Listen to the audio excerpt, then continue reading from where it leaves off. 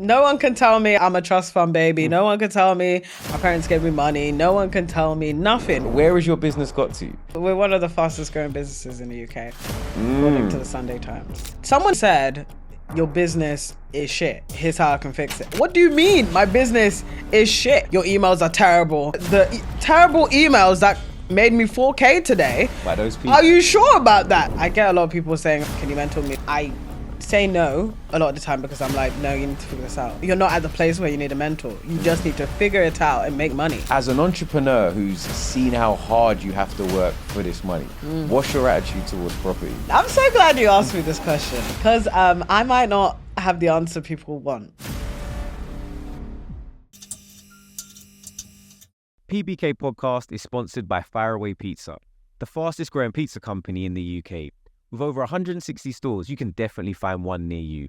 If you want a slice of their flavoursome pizza, then you can use our discount code PBK20 at faraway.co.uk to get 20% off. Once again, PBK20 at faraway.co.uk to get 20% off. Welcome back to the PBK podcast. Each and every week, we get an amazing guest to talk all things property business, but most importantly, taking you to the next level. And we do that by exposing you to people that are absolutely smashing it in their respective fields. Today, we have Amma. How are you doing? I'm good, thank you. How are you?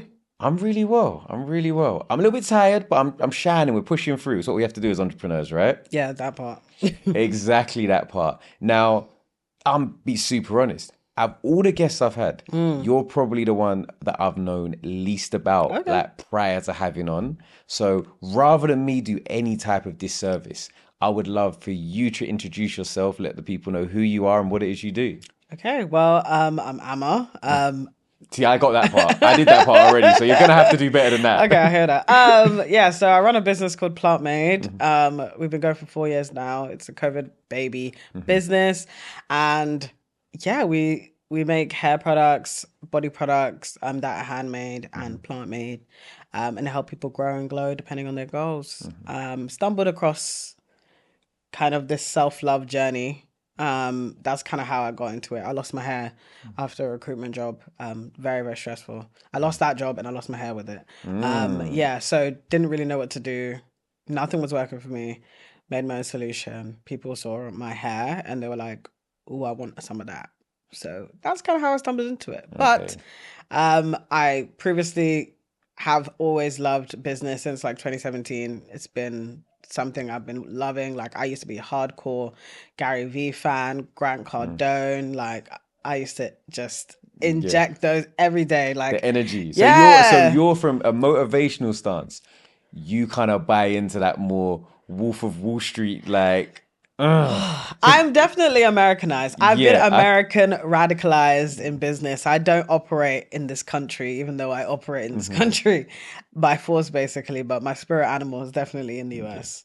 I think that's important to understand who actually motivates you, because particularly when people are like consuming content, there's so much content out there that sometimes people watch stuff that actually doesn't really align to who they are, and then they're disappointed they don't get the motivation they want from it. Yeah. And it's funny because even I think early on in my entrepreneurship journey, I was figuring out all the things I wanted to do. I didn't quite have like a plan. So I thought, okay, let me trial a few things out. I was helping out some friends on Twitter and Instagram, seeing what would happen there. I remember taking a social media marketing course by Iman, Ghadzi. And he was like 14 at the time. And you might be thinking, why on earth did you pay a 14-year-old like thousands of pounds? And where did I get those thousands of pounds from? I don't even know. I need to hear all these are questions I have. It's literally mad. I think I just saved up everything that I was making from my really crappy what's it called, barista job. I think I worked as a barista. So that failed too. He chopped that money very nicely. And then I guess e-commerce was where I was supposed to be. So you were learning. I think we spoke. You touched on a few topics there. So you got sort of finessed by a 14-year-old, basically, yeah. Early on, okay.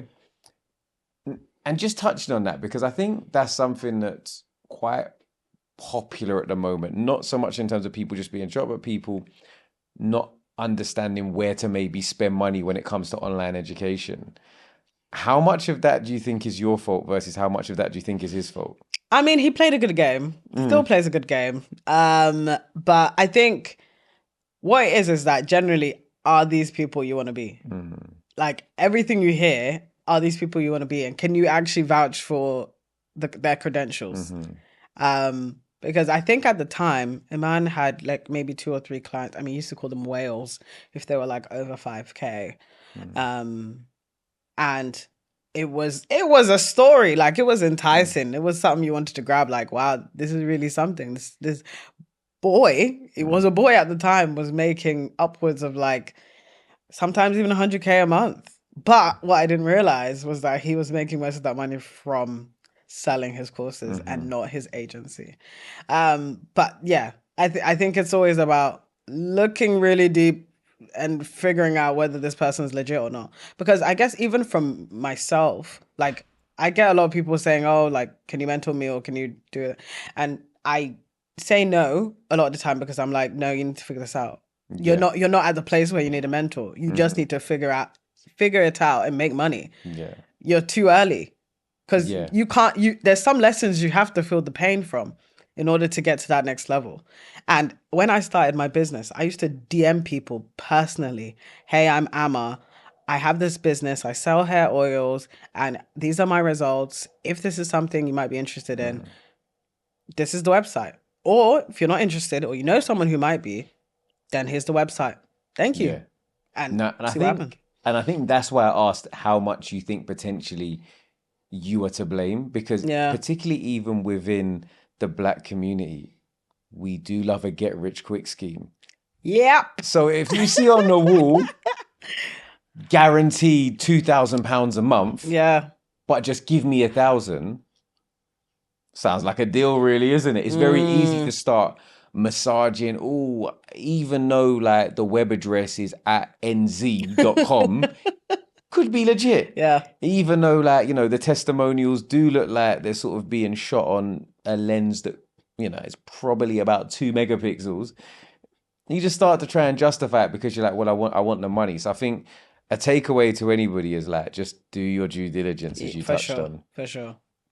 So obviously with you now understanding more of that and going into where you position yourself now, when you first described the business, you said, yeah, you know, I've got some hair products and you're trying to do the low key, the humble one. But where has your business got to? Because people need to understand. Look, you laugh now because you're about to talk your stuff. That's fair. We're one of the fastest growing businesses in the UK, according to the Sunday Times. Oh, the Privately Sunday Times. Owned, yes, the Sunday Times. We're on the Sunday Times 100 list this year.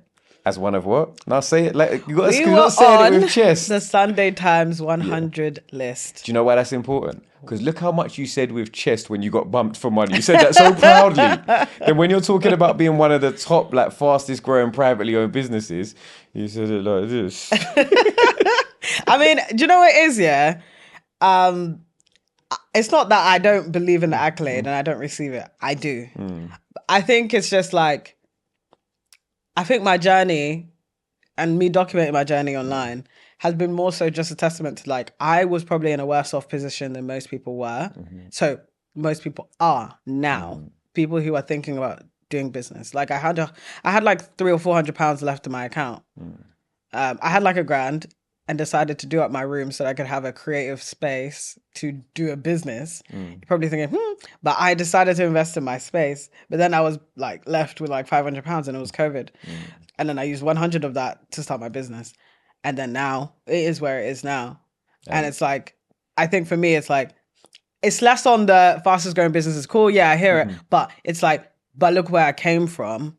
So you can do it too. Because you're probably better off right now than me. Yeah. No, I look at loads of people and I think, listen, your talent is crazy. Like, I see people that are crazy artists or creatives or can cook or paint or do all these things. And I'm like, I kind of just understand business a little bit. Like, you lot have got the cheat codes. So I think it's massively important to actually document what you do so people don't have the excuse of, but it was probably easy for you. Yep. No one can tell me I'm a trust fund baby. No one can tell me my parents gave me money. No one can tell me nothing because it's all documented. When I actually got on the list, someone was like, oh, is it £100 or £200? The story keeps on changing.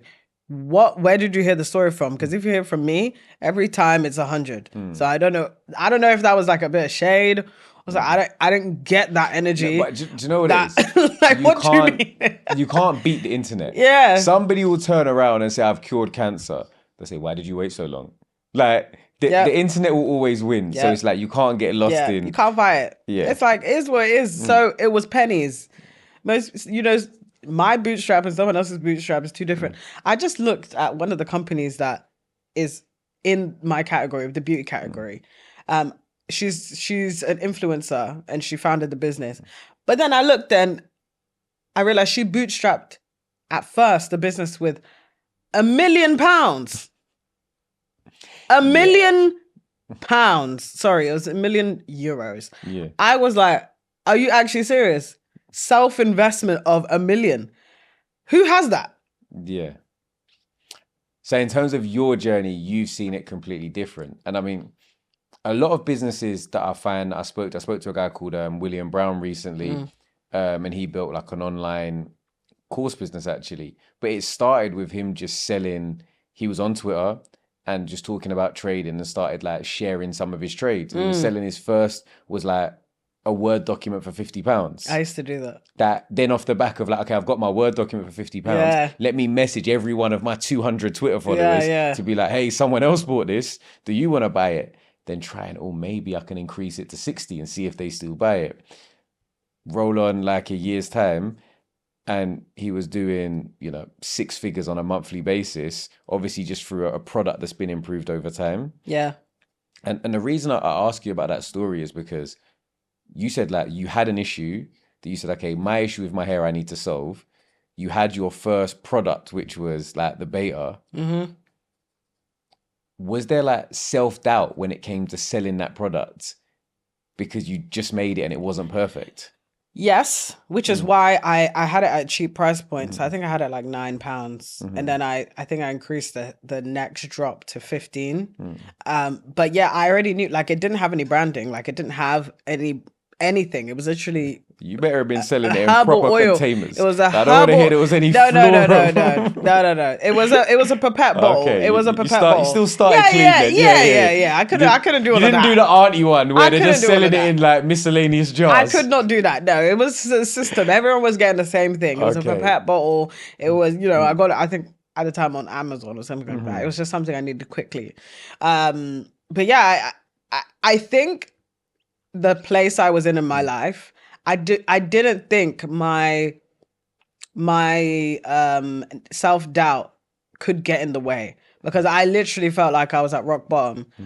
And I had, I think, a few weeks where I was feeling a bit down just as COVID hit, and I just lost my job and I didn't know what to do. But then that quickly changed into like a euphoria, like, oh my gosh, I realized, well, nothing's really holding me back now. And even though I was seeing the devastation that was happening during COVID, I was also seeing the ridiculous spike in businesses, specifically in health, wellness, home. I was just seeing like the numbers run up because I was in business Twitter and I had been since 2017. So all I was seeing on Twitter was just this, 100% up, 200% up, 500%. I was like, what's going on here? And then I was just seeing loads of people buy skincare, hair care and all of that. I said, And then I saw, I always talk about this literally everywhere I go, in person or podcast. I always talk about a girl called Marie from Moon Cosmetics who sold 1 million in 8 minutes worth of handmade skincare in the US. And I saw that and I said, there's no doubt here. There's no doubt. It's right there. Concept. But the funniest thing is I needed to, I don't know if that would have hit the same if I didn't see a black woman achieving that goal. I don't know. I actually can't confidently say, because I was already following business owners. I don't know why I had so much affinity to her. I just felt like she met me where I was. And I think that's why I'm so intentional about documenting my journey, because now I'm being very frank. I did not have a lot, and my situation is still complicated, even with all these accolades. I still live at home. I don't have a massive car. I don't have a jet. I've flown business class a few times. I've had some nice some nice moments, but it's not like they've been fleeting as well. And I've also made sure that those things don't become my personality.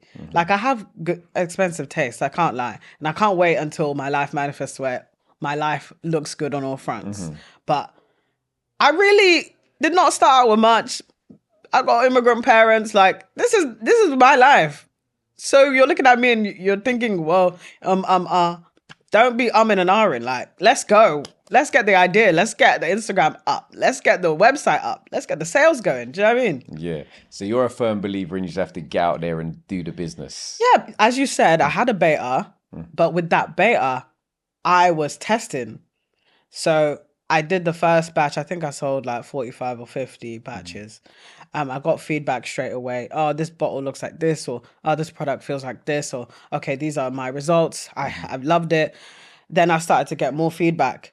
I started to get more. And then I took some time away after basically raising capital to start the business initially with the same business, but actually putting a brand to it and a story to it. Then I was I was still beta testing because I think my entire business is based on beta. Having such a small budget to start with, you don't have much margin forever.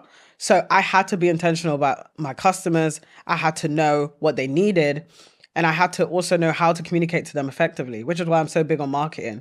Even though I was obsessed with it before, I'm so big on marketing because literally if you cannot communicate the value of your product to your customers, you have to make people care.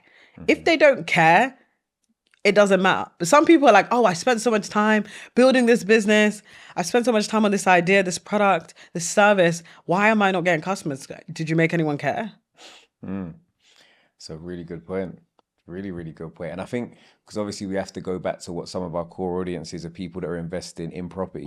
One thing that a lot of people are doing, the people that are scaling, yes, they're doing the business, but they're also focusing on their personal brand. Ooh. Because when it comes to raising investment, even when it comes to what type of property you're looking for, if no one knows who you are and what you want, how are they going to present you the opportunities that you need? So I think that idea of building your personal brand and making sure people know, hi, I'm Amma, I do this, I like this, I don't like this, here are opportunities that are going to be good for me. You have to make sure that you put out enough so you can attract what you want. Yeah. So initially I did that through the business, I think for multiple years. And then here and there I was like leaving some breadcrumbs on my personal channels, like a picture here, a video there, nothing crazy. I think it wasn't until this year, the end of last year, that I started to actually make content around what the realities were. Okay, what it looks like being a handmade brand, the costs involved, the financial implications that causes you. Buying materials means that you have literal money held up in shea bar. That shea bar is not sellable until you turn it into the finished goods. Yeah. But then you also have to buy the packaging. You also have to buy the labels. You also have to staff that production. So all of this stuff you've done before you've even made money from the product. You haven't even made money from the product yet, but you spent all that money. Usually in business, you're supposed to have a positive cash conversion cycle, which is just a fancy way of saying you make money quicker than you spend it. So you get more money in your pocket before it has to leave. Yeah. We have to spend a lot more up front before we even make it back. So it's like these little things here, if you wanted to have a handmade business, this is the reality of it. It looks cool on socials. It's nice when the videos are coming up, but when you actually look at the logistics and operations, it's not as nice as it seems. What are some of the biggest challenges you faced like having a handmade business? With that, it's been resource. Sometimes we've overstaffed. Sometimes I've had upwards of like 15 people work in production. But guess what? They didn't do any more product than maybe a team of 5. Because some people were like, nah, let's just chill out. And so, but you're paying for that. Do you take that personally as the business owner? Do you know what it is? Yeah. And I've been very frank these days. Like I'm priding myself on being very real. It really hurt. I also know they don't have to care about how I feel in this moment. So I have to put those two things Yeah. in place. And it's about, okay, well, what do I do about it then? But I'm also a people pleaser. Sorry, I'm a recovering people pleaser at that. I am recovering. That has probably been the hardest part about people management and business. I think a lot of people do ask me initially, oh, like, how did you find, the people? How did you find good people to come into your company? And yes, it's good. It's about finding good people. But ultimately, there's some things that those good people might do that will still put you in these hard positions. You know what I mean? The crossover between recruiting for skill versus attitude. Where do you think you fall as a manager? Do you know what it is? I still see like Whoa! no, do you know what that's it a is? pain point. By No, the do you know way, what I it can is? tell. No, because it's like this is LinkedIn core. Like Yeah. this is LinkedIn 101. Like if I scroll on LinkedIn 5 minutes, I'm gonna see this. Yeah. I'm gonna see this. Like hire for attitude. But also, like if you have done this before, there's a certain mindset. I feel like mindset is part of your character. And there's just some people that believe in doing good work and leaving good work behind. And there's other people that things are just a mean to its end for them. And that's not necessarily a bad thing. But leaving behind good work, you just know you're always going to get quality with that. Like if I touch anything, I'm leaving good work behind. That's my character. I'm not gonna do something and someone's gonna be like, "Oh, I'm gonna do a shabby job at it." That's my brand, and this has nothing to do with my personal brand. That's nothing to do with my personal brand. My brand, my character. I don't want anyone to be able to say no. that. Yeah, she. I don't want anyone to be able to say that. Oh, Emma's not who I thought she was. No, every time I leave something behind, they should know that this is serious. And just talking about that, how important do you think it was for you as a business owner to be involved in a lot of the processes when it comes to hiring staff, that you've kind of been there and done it so you could... This is now when it comes to that. Do you call yourself a CEO? No. Why do you not call yourself a CEO? Because listen, I still have to do too much work to be a CEO. See, the day that I call myself a CEO, yeah. I'm on a beach. Yeah. If I couldn't do everything for an maximum an hour a day from my phone, I'm a CEO. Yeah. Until that day, I'm just a guy trying to get by. And I feel like we have up days where I'm like, oh, this is good. And I'll be on a call with a team and everyone just kind of doing their thing. 20 minutes later, the world's burning. And I've got to be there and I've got to sort it out. That part. Yeah. So the weird thing about consumer is that sometimes you actually have to call yourself the CEO even though you don't want it to be. Like I had to start calling myself a CEO last year. I did not want to. I exclusively called myself a founder from time because I knew I ain't no CEO of nothing. Like, yeah, I do have stuff but I ain't doing no CEO stuff. But I also was actually. So I was doing all the things around it and still doing the CEO stuff, the direction, the vision, the hiring and stuff. And to the hiring question, that is a CEO's job, bringing the best people into the company. There's two things: bringing the best people into the company to do the jobs that they need to do with their expertise, and two, keeping money in the bank. I had to do all of that and then some. But you can only... Sometimes it's like, if you ain't walked in the shoes, you don't really know. Yeah, like so I see a lot of people and they're like, because we hire a lot of VAs. Like, so we've got VAs based in South Africa, Kenya, and the Philippines. Down. Yeah. Rah, what's the... I might need to talk to you after this. No, but it's like, I recommend this to people and people are like, they weren't like amazing day one. I'm like, but have you ever done the job you're teaching them to do? Because if you haven't, how do you expect them to get the processes right if you don't know how to do it as the person who's supposed to eat, sleep, and love your business? You can't expect people to come up and be better than you just because you hope. So I think it is important to, even if you don't do it day in, day out, have an idea of all of the intricacies of the business. So at least you know when... You're talking rubbish. It shouldn't be like that. No, that's it. So I remember, let's say ads, right? Running ads. I learned to run ads before and I spoke to, I think, 15 different agencies. Some people were like, yeah, we can promise you X. And I'm like, how can you promise me X if you don't know? You haven't even asked me what our metrics are. Who said they're not exceeding? And some of the people, our metrics were already exceeding what they were promising. I was like, we already do that and more, but thanks. Like, And the funniest thing about being pitched is that I was the pitcher before. When I was a freelancer, I used to pitch people all the time. And when you're in the freelance world, there's that whole game of like, okay, people are putting out templates. This is how you reach out to this person. This is how you reach out to 100 people a day. I used to reach out to 100 people a day, try to win clients. But the nonsense I was spewing was actually so crazy because number one, I was speaking to people I thought had money, but who said they had money for you? Like, okay, only approach 7-figure businesses. Okay, if they are 7-figure businesses, then they make 6 figures a month.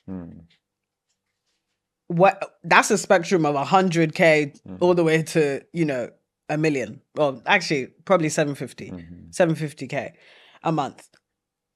In that span, their budgets are the budgets. Like they've already been put aside for something. They've already been committed. So you're like, yeah, this is low hanging fruit. You're leaving money on the table. This is something they always used to say. Yeah. Money on the table. Who gives a heck? I'm not paying you 3K. That's it. It's funny because you get a lot of people pitching very generic, so you mentioned you was in copywriting. I was in copywriting, yeah. I get the copywriting DM at least 5 times a day. Yep. Like, as soon as they see you've got any type of email list, like, we can improve it with no personalization. No to say, oh, by the way, I've read one of your emails. I signed up. This is how just very generic. And I think for me, like a lot of people in the property space are going to be in sales. You're going to be pitching to landlords. You're going to be pitching to investors. I would say pitch with your ears. Yes. Like, find out what people want before you start telling them what you can give them. If I start telling you, right, do you know what? Tomatoes, best thing you could turn around and have an allergy. So now you've already put yourself in a position where you're thinking, how do I get out of this conversation? Not what am I getting out of this conversation? And this is why I didn't want to mentor people in the first place until I was ready. Because I was like, okay, I've already been in this game and I already know what it's like to be sold. Someone literally said, your business is shit. Here's how I can fix it. Thank you to those of you who have liked, shared, commented, but most importantly, subscribed to the channel. Did you know only 28% of people that regularly watch my videos have subscribed?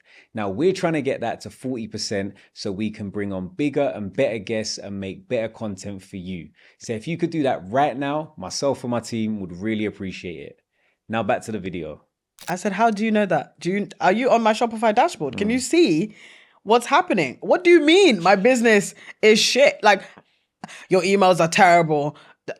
The terrible emails that made me 4K today. Why those people? Are you sure about that? Like, those people haven't gone to your email. And they haven't. Generic. And they're just dumb.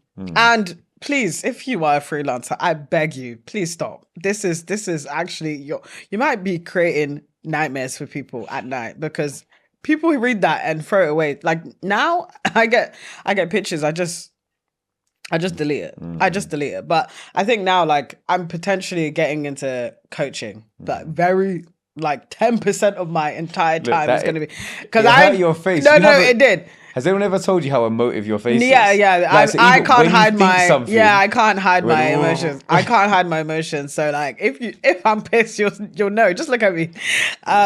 Even when, I'm gonna like allocate like 10% of my time because I actually realize I really enjoy it, but I know because I've lived it now what everyone's going through. Yeah, but can I be honest with you? What? Like, so I was very much like, I had the coaching face. People say, oh, online education, coaching. I was like, ugh. All the time, that was my reaction.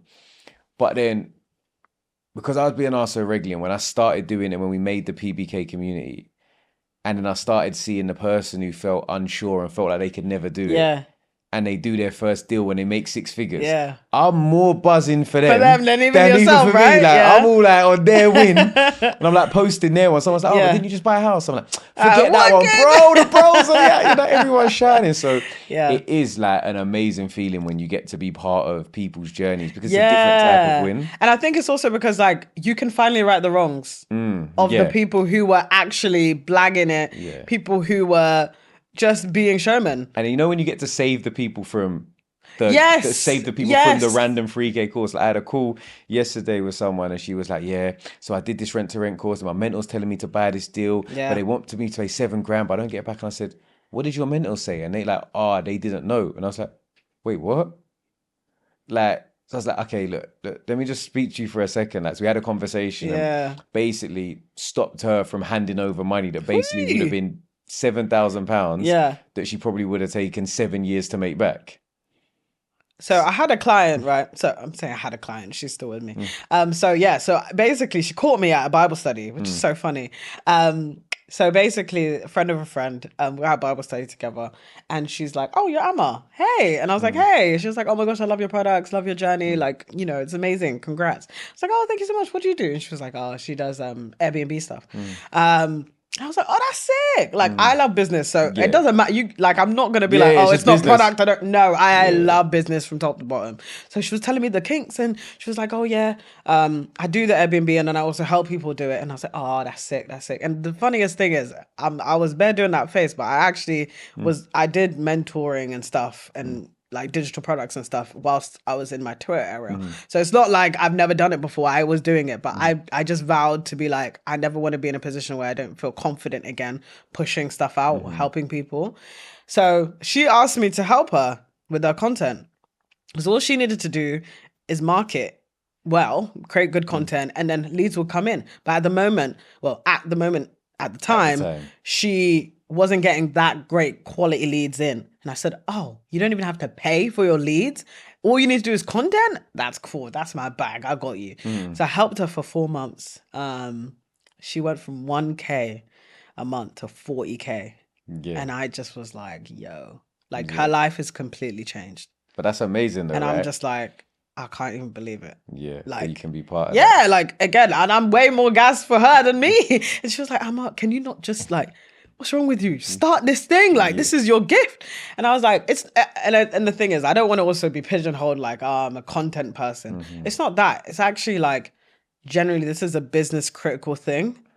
And I've figured out how to make a business critical thing. You stand on the fact that content is business critical, right? If you want to... It is business critical. If you want a sustainable business, you can't even run ads without great content anymore.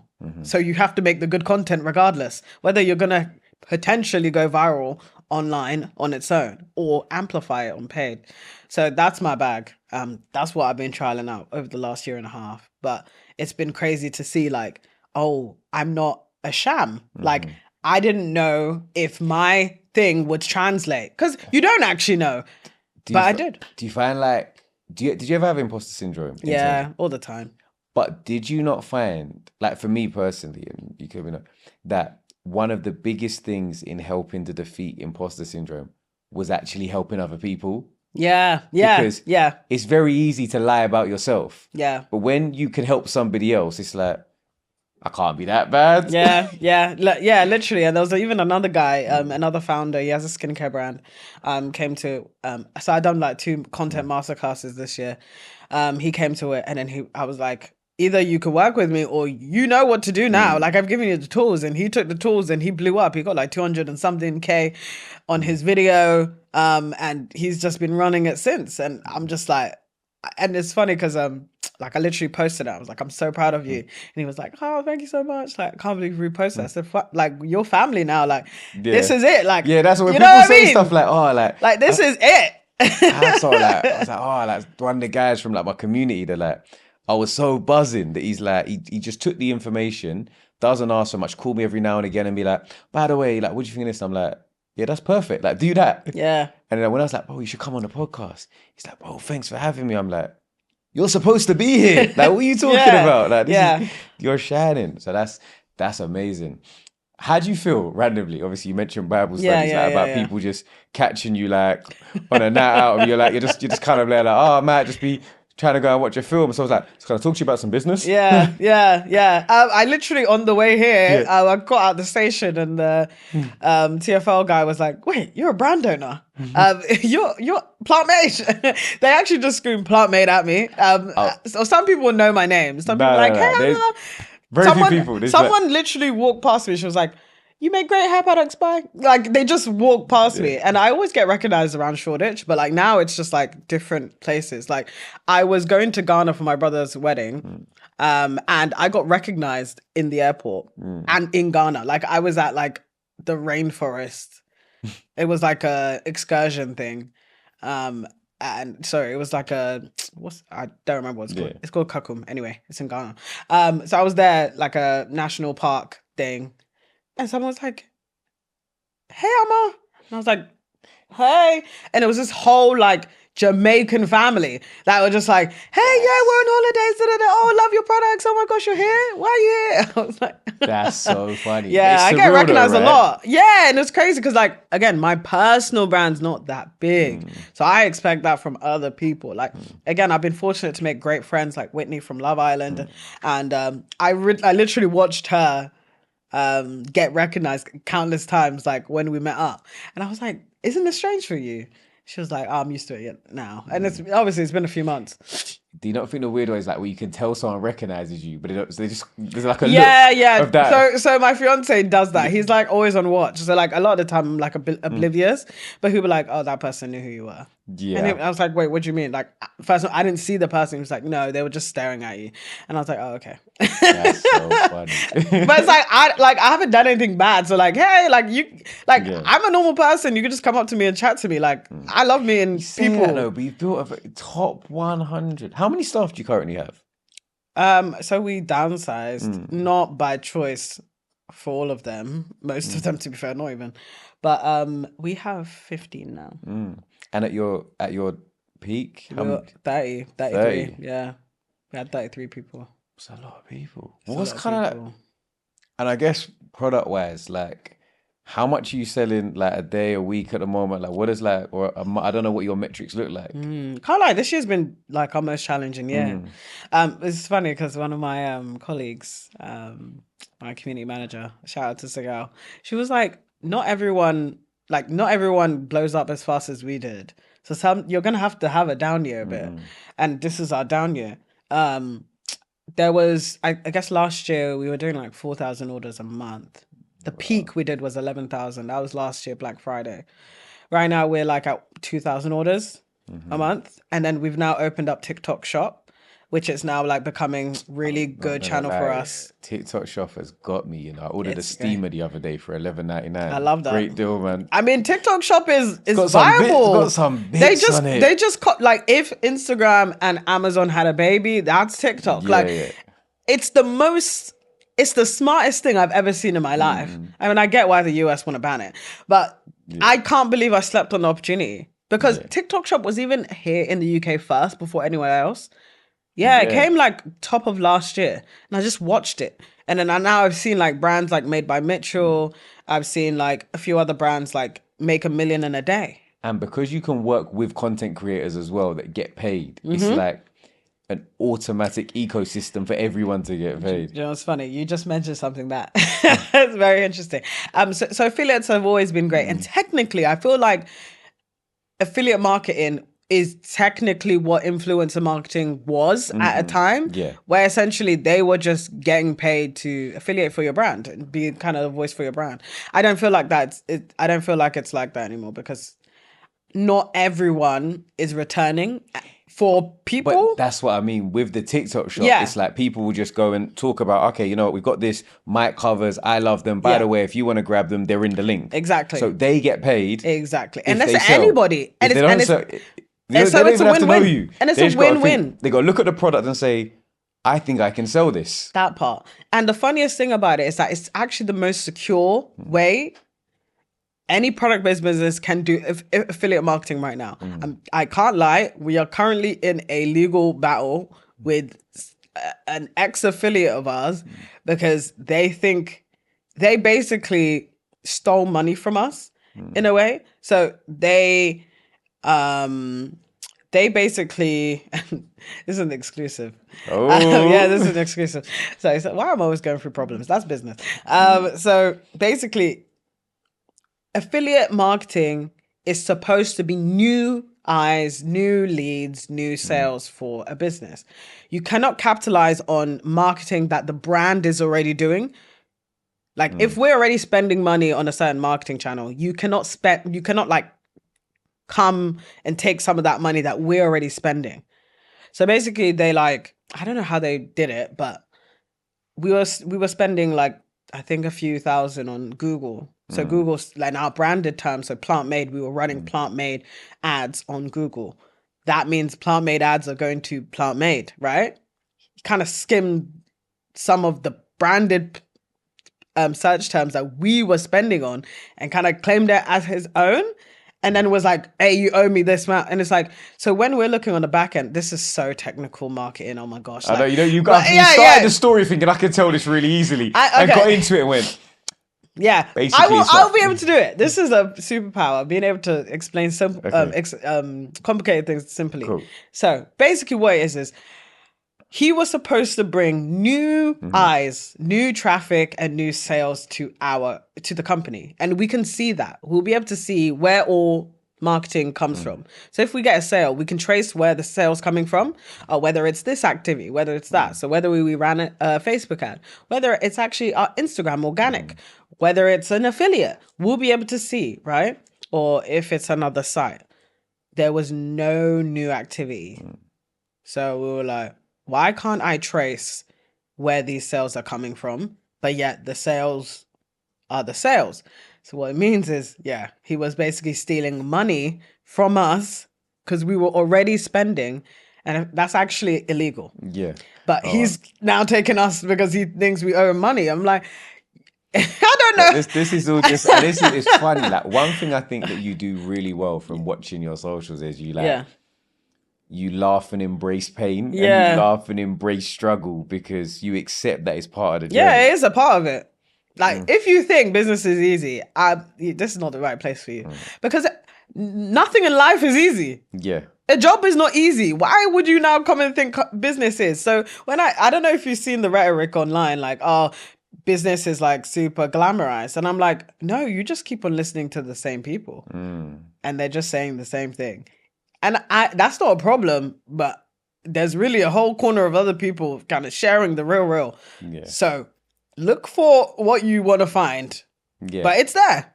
No, definitely. I think you have to. And you have to, that having people around you that are going through some of the wins, but also some of the struggles. Some of the best things about having fellow entrepreneurs are around you. Just when you have a bad day and be like, well, 5 staff didn't turn up. They're like, well, I had 6. You're like, oh, it's not that bad then. Yeah. And sometimes that's all you need. We're going to kind of have a conversation now about property, because I think one thing about business is that I feel like when you make money, most people's go-to is going to buy a house. Like, as an entrepreneur who's seen how hard you have to work for this money, what's your attitude towards property?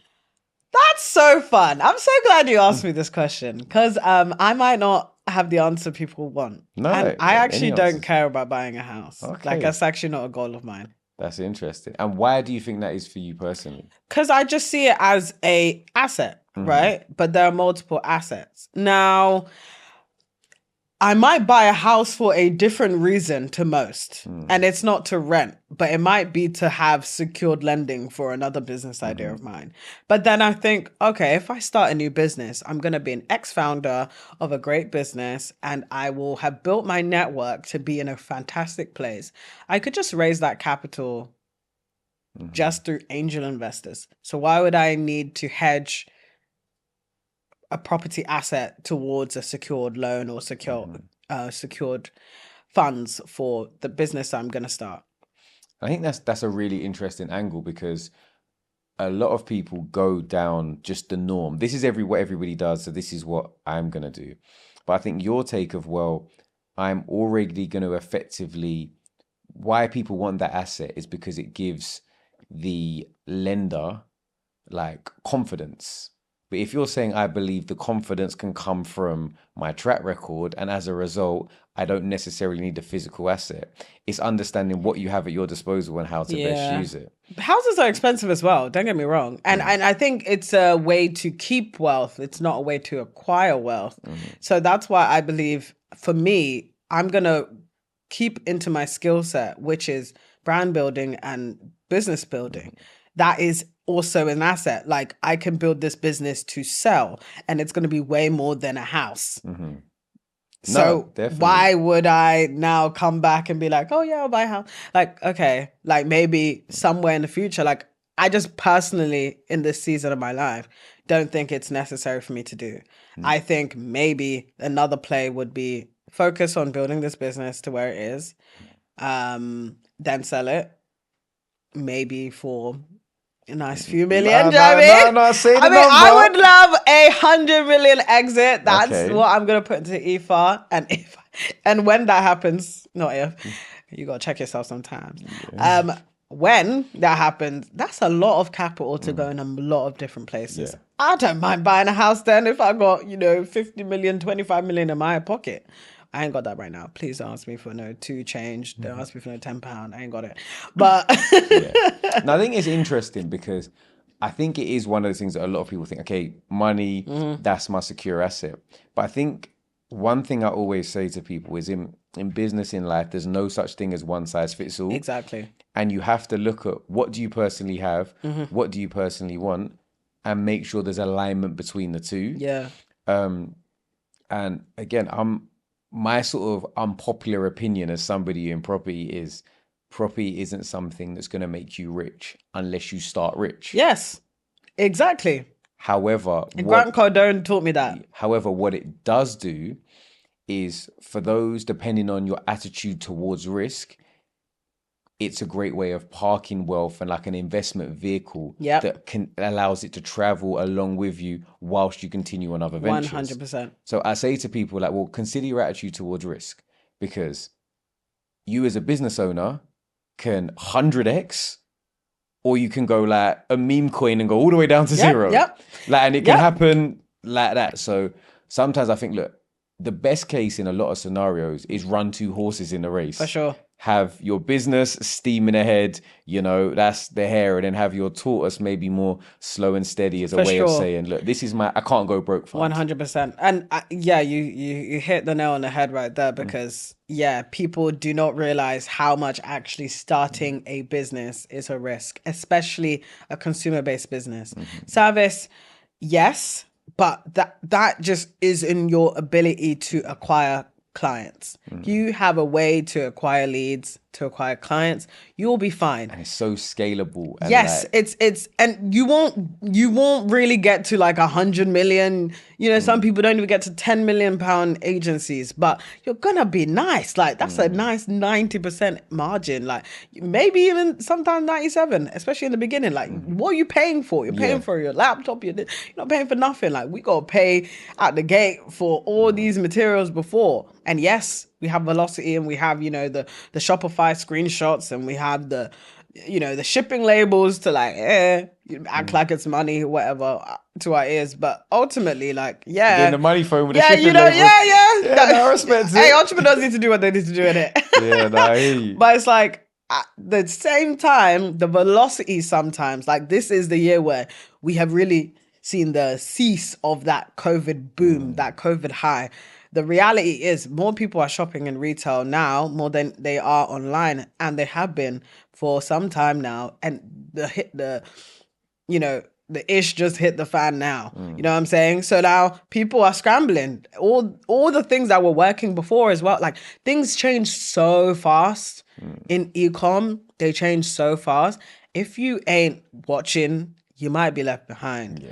So that risk tolerance is there, because this is one of the high risk things you need to know. If you get here, you want it to be successful.